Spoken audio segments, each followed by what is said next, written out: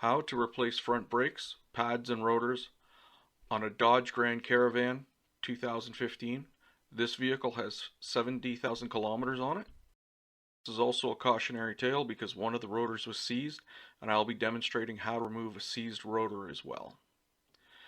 Please take a moment to like and subscribe. It's free and it'll help me out. Okay, let's get started. This video is for entertainment only. I am not responsible for anything you do to your vehicle. Do not attempt any repairs unless you're a licensed service technician.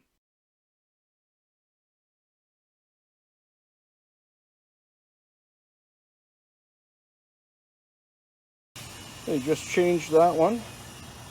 There's the old parts there and there. Always one that's a cautionary tale, and this is the side that was the cautionary tale. The pad cylinder. Okay, here.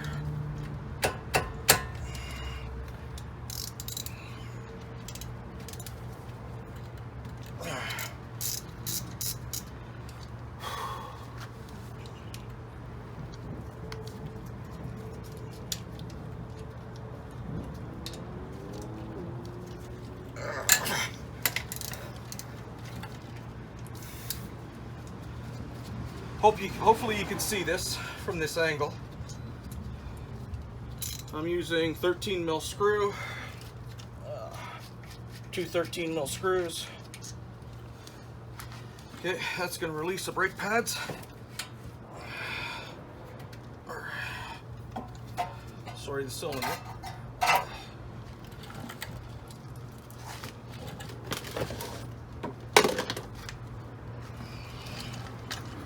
Most useful tool nobody tells you about, a wire or a hanger, because you need to hang this cylinder up so you don't damage the lines.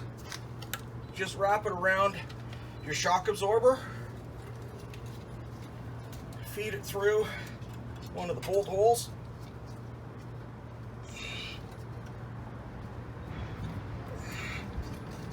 feed it through the secondary hole, and wrap it around just so it stays up. You don't want it falling.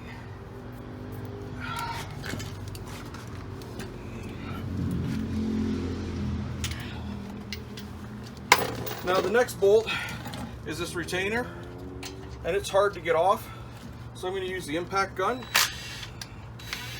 just because I don't want to twist too much. And to make life easier, I'm going to turn the steering wheel.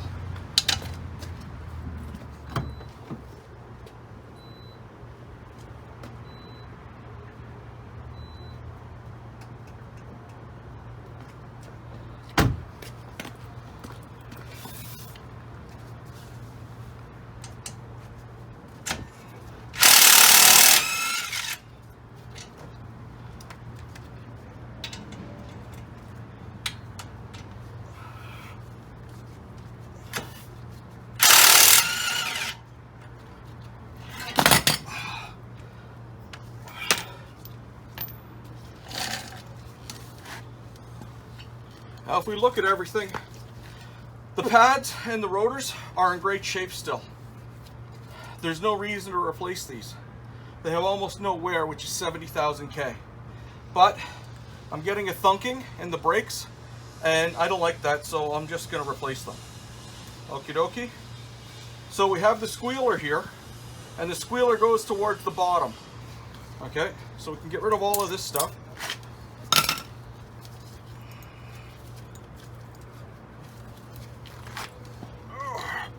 Should have brought a hammer.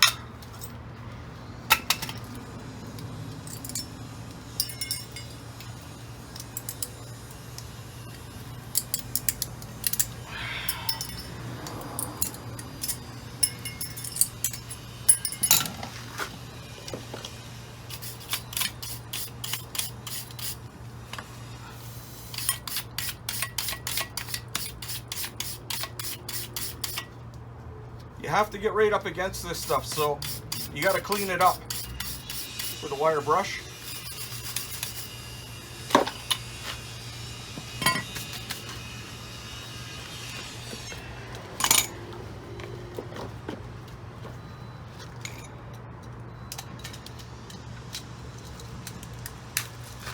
Keep the pads in place until you put the clips in first.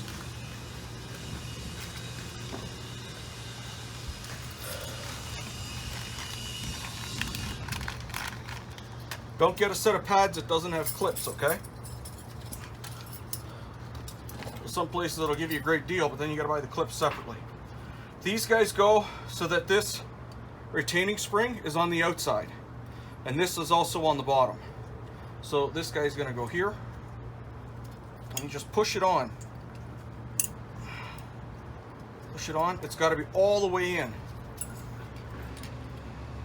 This guy here with the spring on the outside, this guy goes here.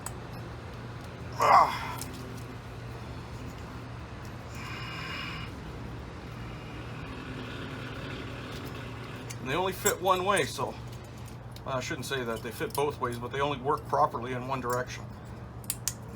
So make sure you put them on correctly.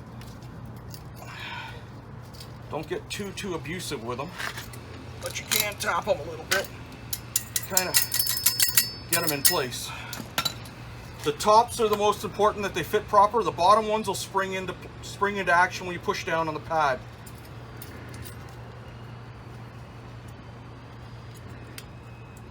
So make sure the tops fit perfectly.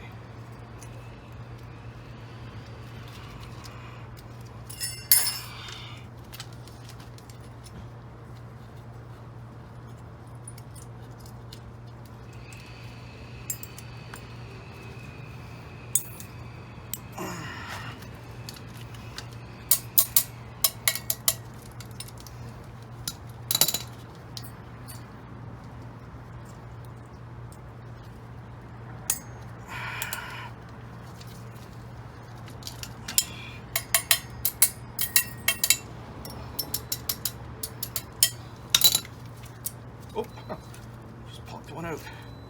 Okay, so it should look like that when it goes in. Okay, so now we got this guy all ready to go.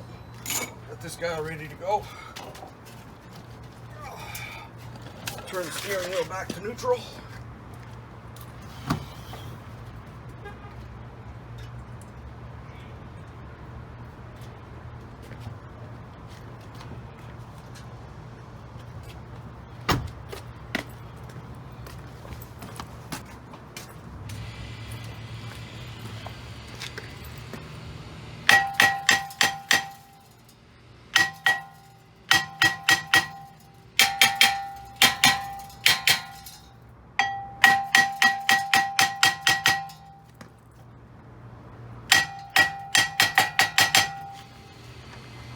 Oh, come on. Of course this guy doesn't want to come off now.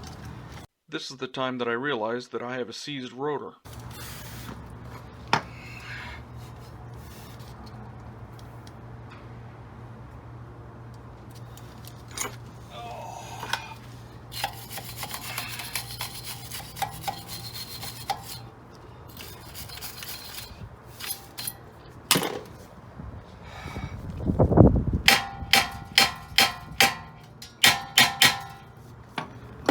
Rusted on.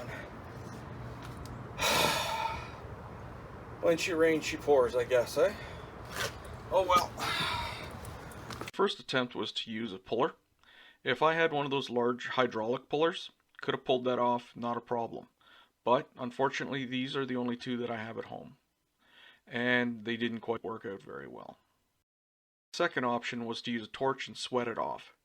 This is the least favorite of my options, and I would highly suggest not doing this, because what happens is you actually melt the seal and you boil the grease out of your bearings. It'll be fine for the first 1,000 or 3,000 kilometers, and then after that you have to replace your bearings. So I highly suggest not using torches to remove anything that's near any type of bearings. Okay, this happens every once in a while. You get a seized rotor on. It was a challenge. I don't have torches at the house, so what I ended up doing was using the mounting bolts as jack bolts.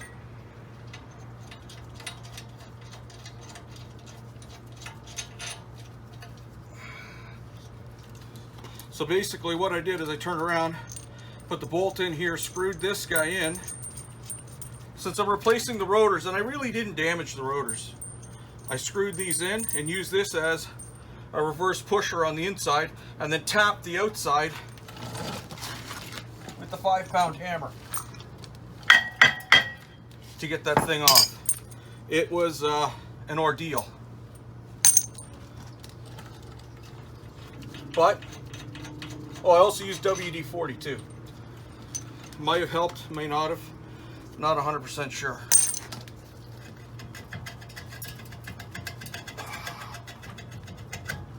And you're still fighting, man.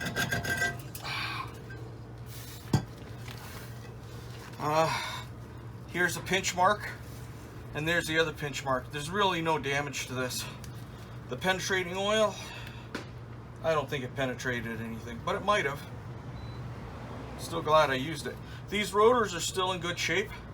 The only reason why I'm changing them over was because they were starting to pulsate, and I didn't like that. Okay, let's pretend that this here is the rotor mount. So there's a hole here. Now the rotor's over here. So as I turn the screw here, this distance gets thicker. So this acts as a screw jack to push the rotor off.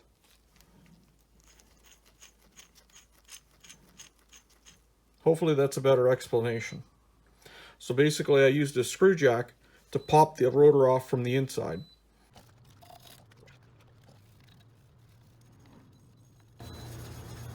You got to clean these up really well. Get rid of all of the rust that's on there.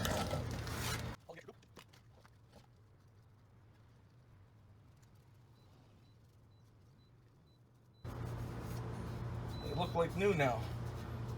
You never thought that. This thing is 70,000 K. I'm going to turn.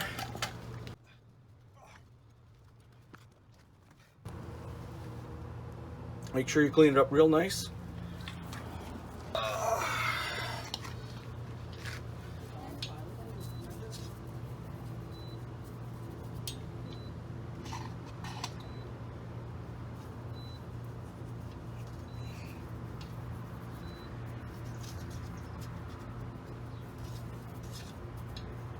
And he sees everything.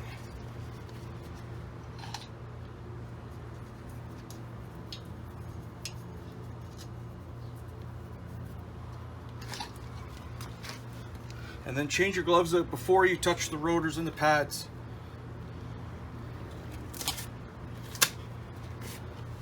I know these guys aren't rubber gloves, but I was in a hurry and the rubber gloves were all wet. My hands were wet. It's very humid out. Okay, so let's put the rotor on first, I guess. Okay. I don't have any brake fluid cleaner, so I'm using throttle body cleaner.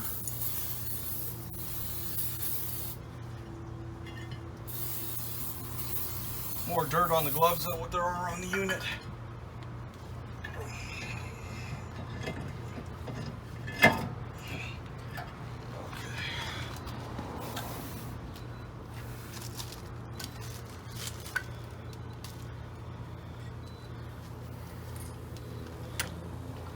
Okay, this guy's gonna go like this. The squealer's gonna go towards the bottom. So this guy's going like this. So this pad here is gonna go to the inside with the squealer on the bottom. I tilted it down. I'm tilting this side down. Whoops. Pushing in. Oh, I missed the rotation there. Rotate. Oh, come on now. These are tricky. Push in.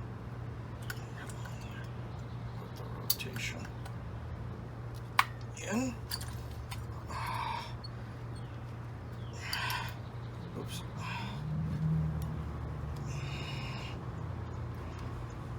We set that guy up just like that. Now this side here, squealer goes towards the bottom again.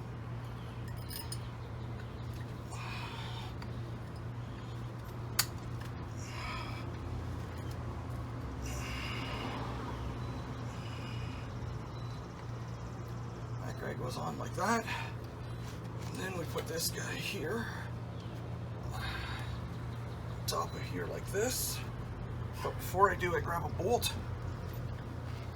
and what you want to do is put just a hair of anti-seize on this guy, just in case, you know, just a little dot. That's all you need. Little dot there. I'm going to slide this into place, hopefully without knocking the brake pads off.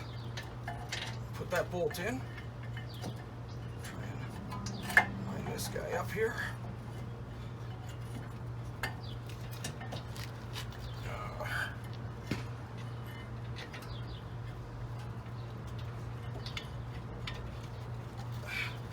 Once you get it started, you're free and clear.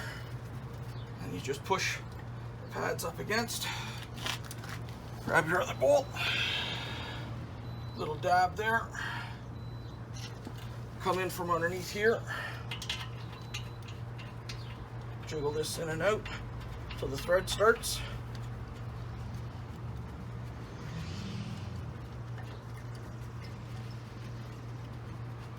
And you screw it in. There we go. There we go. Now, before we compress the caliper pad or the calipers back, we need to remove the brake reservoir cap. Like everything else in life, I did not capture lubricating the guide pins on the video. So here's a little diagram on how to do it. Basically, you pull the pins out, you put some anti-seize on. I always use anti-seize. And you put the pins back in and you're good to go. Okay, we need to remove the brake reservoir cap to let the expansion of the fluid come back as we compress the calipers. Now there's a dozen ways of doing this. I prefer to use a tool because I have one. If not, you can use C-clamps, all sorts of stuff. So basically what you're going to do, remove any rust that's in there, you just set that guy on there. What this does is, as I screw this in, it spreads the paddle. So I'm going to put this guy in here, compress this down.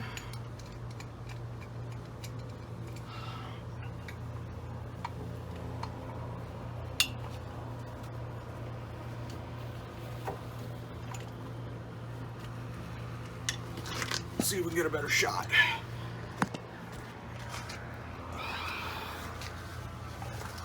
Okay, sorry about the hand jiggling here, but I'm just turning this hand. See how the cylinder is going back?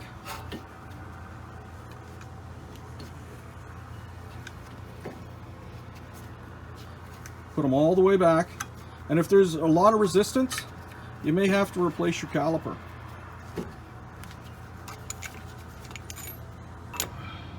That inside there. Let's get around this way here. Above. And all I'm doing is compressing that cylinder.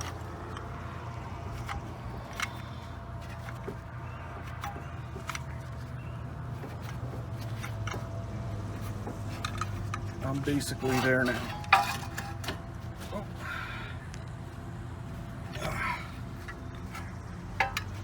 Okay, so now this guy will slide over top of the brake pads, not a problem.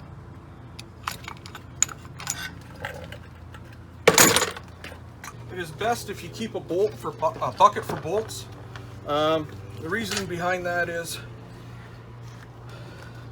you won't lose them, and you keep side to side so they're all the same. Okay, so I need to tighten up this bolt and this bolt, but I can do it afterward. So I'm just going to slide this guy on, twist it around here. Oh. Twist it back the right way. Slide this guy over top of the pads into place like. Come on now. That and that. Before I do it, I'm going to take a little dip of anti-seize there. Little dip of anti-seize there. Put them into these bolts here. These bolts are spring bolts, so we don't need to put them on super tight. You should torque them to the proper torque spec.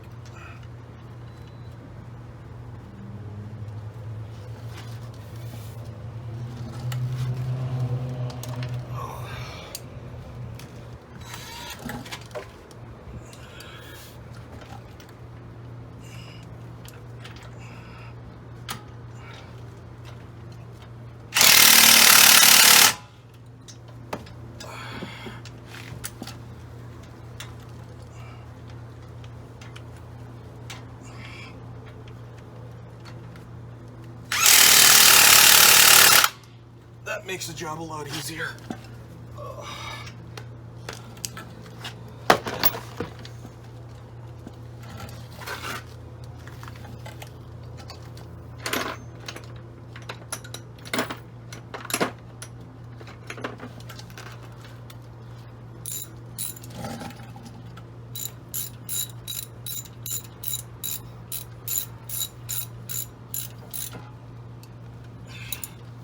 Now I've already done the other side, so that's a full front set done. But I'm not done yet. One of the things the backyard guys forget, and I am a backyard mechanic at best, so take everything I say or everything I do with a grain of salt. Most of it's based on fact, some of it's based on fiction. Okay, the most important part that people forget, believe it or not, is to put this cap back on. Okay, there we go, nice and secure. Now we're going to throw our wheels back on, torque them down, and take it for a test drive. Whoa, whoa, whoa, where are you going? Video's not done yet. Okay, please take a moment to like and subscribe. It's free and it'll help me out. All you have to do is click on the icon on my face and I'll do the rest. Now, as promised, the tools that I use to do this job and the 5 step-by-step procedure that I use to complete the brake job. Thank you and have a great night.